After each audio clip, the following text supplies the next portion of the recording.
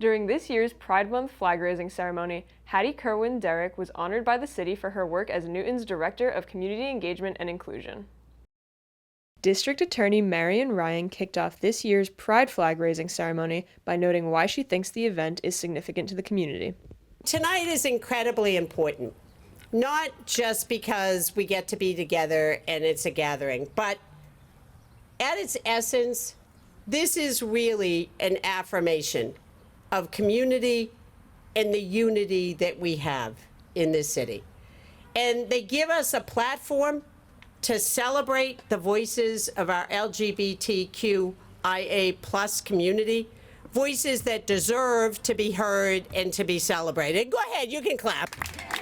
Mayor Fuller emphasizes the importance of supporting everyone in the community, regardless of their identity. We are here to say that we in Newton celebrate diversity. We support our LGBTQ plus residents.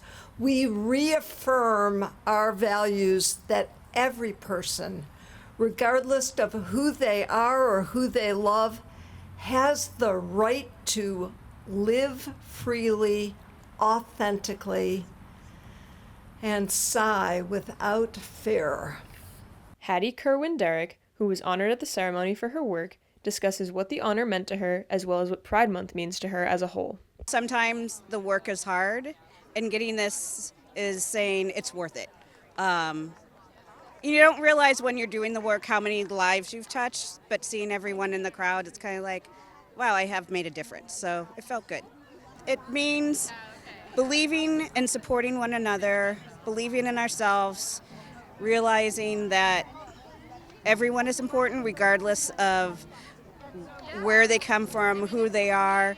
It's about the person, not their gender identity, not their skin color, but the person. Various organizations attended the ceremony as well, and Josiah shares a bit about his group as well as why he thinks Pride Month is so important.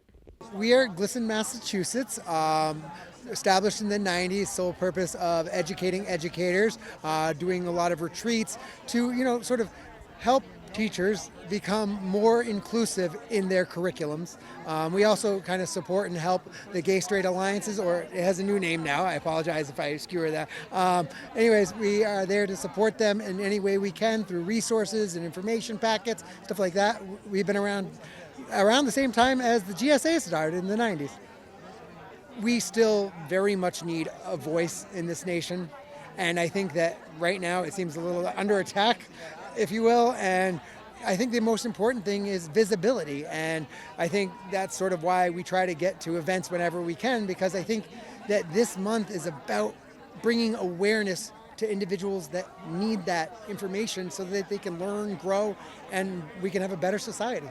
Suzanne explains why her group, The Second Step, attended the ceremony. We came today to support Pride Month here in the city of Newton. We're with The Second Step. Our mission is to help survivors of domestic violence heal and thrive in safe and supportive communities. So we're so happy that Newton is a safe and supportive community, and we just wanted to come out here and celebrate all kinds of healthy love and share that we have resources for anyone who might be in an unsafe relationship or know somebody who is, and know that we're here as a resource. Joshua shares the work he does at Impact Boston, as well as why he thinks it's important to show your support for marginalized groups.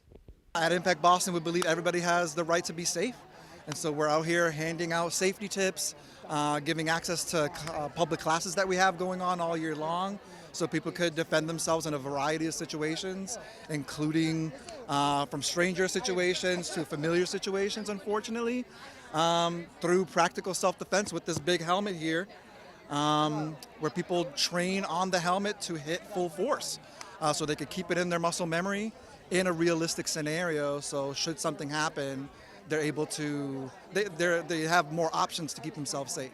Today is incredibly important, as we heard some of the speakers say, with the political climate happening right now, with attacks on trans people, LGBTQ people in general, black and brown people especially disabled folks as well. We are disability justice organization as well. coming here and supporting, letting people know that we're not going to back down, that we're not going to like scrub our websites, that we're not going to take away the language and the concepts and the education that our communities need, our most needy communities need, our most marginalized communities need. We're not going to bow down to tyrants, you know? Gina Dacey, Newton News, City Hall.